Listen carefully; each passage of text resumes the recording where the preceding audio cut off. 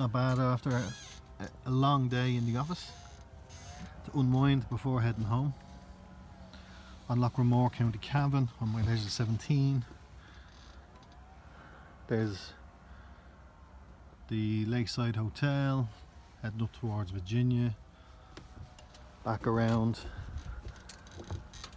So, not a bit of wind. It really died down.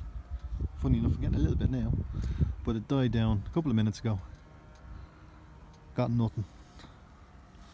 And now it's cracking. So back to sailing, wash the day off me, and then home to chill out, if you can any more than this.